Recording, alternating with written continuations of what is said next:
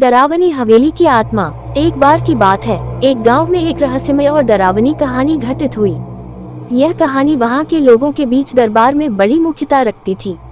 एक बुजुर्ग आदमी ने वहां आकर सभी के सामने अपनी डरावनी कहानी सुनाने की इच्छा जताई। बुजुर्ग आदमी ने कहा, यह कहानी एक अजीब और रहस्यमय घटना के बारे में है। एक समय की बात, जब इस गांव में एक पुरानी हवेली थी जिसे भूतों की वासस्थली के रूप में माना जाता था।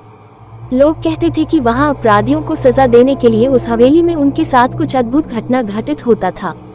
इतने में ही एक युवक ने उस बुजुर्ग आदमी से पूछा, क्या आप इस कहानी को पूरी तरह से सच मानते हैं? बुजुर्ग आदमी ने एक खिलौने को उठाकर कहा, इस खिलौने को देखो, यह खिलौना इस हवेली में हुई घटनाओं की आत्मा को बांधे हुए है। यदि यह खिलौना आपके हाथों में धीरे धीरे गर्म होता है तो समझ लेना कि वहाँ कुछ डरावना होने जा रहा है।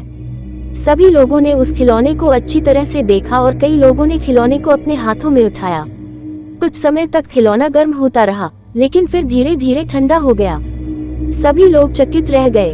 तभी एक स्त्री ने आवाज लगाई, ध्यान दीजिए, मैं इस कहानी को जानती हूँ। यह खिलौना सिर्फ एक तालाब के नीचे छुपी हुई उनकी रचना से गर्म हो रहा है। यह खिलौना इंसानों की मानसिकता के खेल कर रहा है, न कि भूतों की मौजूदगी को दर्शाने के लिए। सभी लोगों ने आपस में आंख मिचोली की और उस बुजुर्ग आदमी को देखा। वह बुजुर्ग आदमी हंसते हुए बोले, देखा आपने, यह कैसे कहानी थी।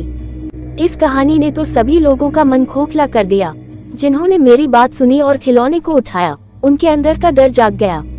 सबके चेहरे लाल पड़ गए और सब दरबार छोड़कर भाग उठे।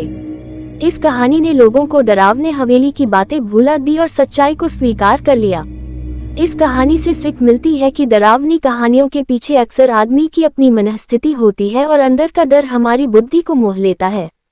हमें हमेशा सच्चाई की ओर ध्यान देना चाहिए और डरावनी कहानियों को सिर्फ मनोरंजन के रूप में ही लेना चाहिए। दोस्तों, ऐसे ही मनोरंजन और ज्ञान से भरी कहानी सुनने के लिए हमारे चैनल को सब्सक्राइब जरूर कर ले। धन्यवाद।